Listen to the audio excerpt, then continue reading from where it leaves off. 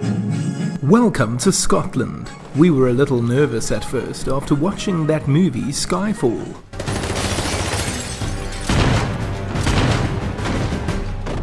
Welcome to Scotland. It turns out that most Scots are fabulously friendly. Even if one or two are a little, shall we say, unique. We began our journey in the capital city, Edinburgh. It is full of beautiful classic and Gothic style buildings, cathedrals and monuments. First stop, the Palace of Holyrood House. We couldn't go inside because the Queen was in residence. So we visited the Queen's Gallery instead. It's a tribute to the relationship with the Russian Romanov royal family, including Peter the Great, Alexander I, and Nicholas II. Across the road is the Scottish Parliament.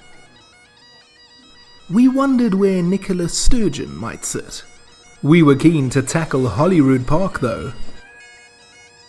The hike included taking in St Anthony's Chapel ruins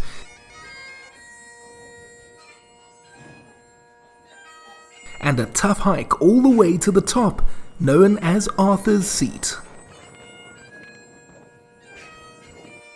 From there you might want to catch your breath, and once that's done, enjoy the panoramic views of Edinburgh. Once you get back down to the bottom, you can enjoy the tranquility of St Margaret's Loch. Okay, maybe not so tranquil. Sometimes it's best to just laugh these things off. Edinburgh is a lovely place to just walk around and enjoy the beauty. Loch and Loch,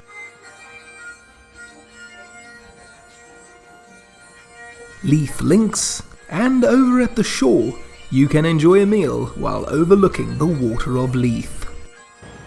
And this is St John's Cathedral, so pretty inside. We also climbed up Calton Hill to enjoy the Collective, Playfair Monument, and Nelson Monument, and the amazing National Monument of Scotland. Seen that somewhere before. The centre of the city is a true delight with the Edinburgh Castle high up on the hill. Closely guarded, of course.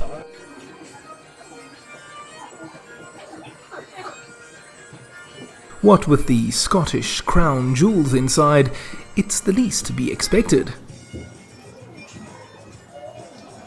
From there we walked down the Royal Mile and passed by the statue of Adam Smith, the father of free market capitalism, and the beautiful St Giles Cathedral.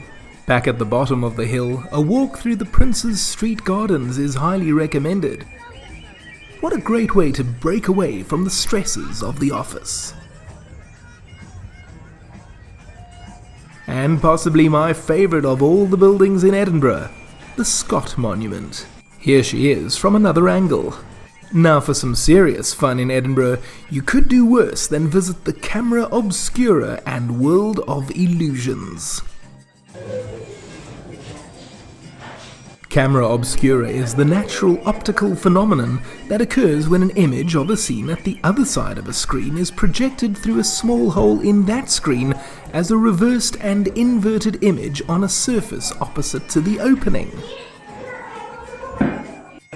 And just outside the Edinburgh Castle is where it all comes to life in a really fun way.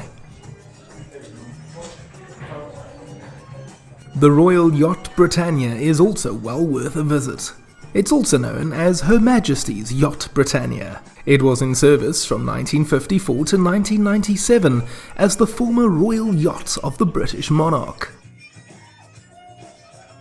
After visiting the royal living and dining rooms, we caught a glimpse of the captain's living room. There is also a spot for the Royal Marines.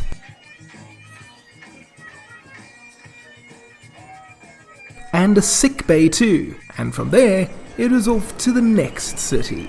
Fage gustraj nubon rim. And you thought I didn't know how to say it? Glasgow is Scotland's biggest city, and we had some good fun in that neck of the woods too. It is also known for a fierce rivalry between football teams Celtic and Rangers. I told the wife not to wear blue or green because we don't want to upset any of the Celtic or Rangers fans. We're not really in the mood for violence or intimidation. And just look.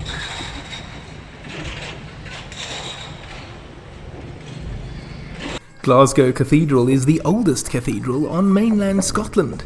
It's also the oldest building in Glasgow and has been open since 1136. Opposite the cathedral is a big hill known as the Glasgow Necropolis. It is a mass Victorian cemetery where around 50,000 individuals have been buried over the years. You get a decent shot of the cathedral from the top of the hill too. Glasgow is a city where there is plenty of graffiti on display. We walked through the city centre admiring the architecture, including the Merchant City Clock Tower. We also got in some good views of the River Clyde. And no, that's not the Arc de Triomphe, it's the McLennan Arch. We took a walk through the Glasgow Green and came across the Dalton Fountain, which is opposite the People's Palace. And there's one of those guys again. Although it was just one day, we had a great time in Glasgow. Next stop on our tour of Scotland was the northern city of Inverness. We took in Eden Court and St Andrew's Cathedral. Our walk through the city brought us to Greg Street Bridge. That's the old High Church to the left and the Free Church of Scotland on the right. And just look at the River Ness showing off. Beautiful, isn't she? They really are everywhere, hey? And similar to Edinburgh, the castle sits atop a hill overlooking the city. But you can't go to Inverness, key syllable being Ness, and not go looking for you-know-who. This is the famous Loch Ness. We're hoping, if we're lucky, to actually see the monster.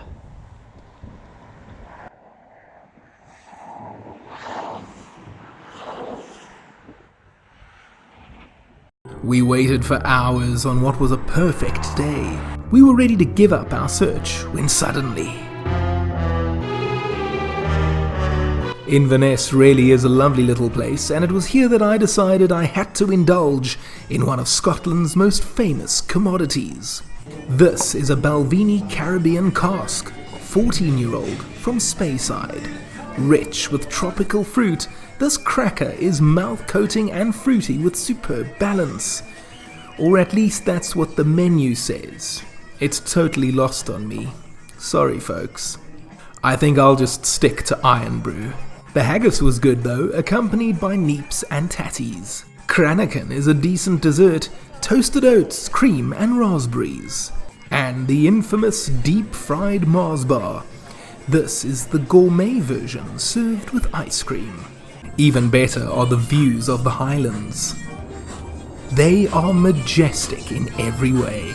We simply marvelled on our train rides through the various towns, taking in the breathtaking views of the hills, mountains, valleys, forests and animals that make the area very special indeed. And so our time in Scotland came to an end.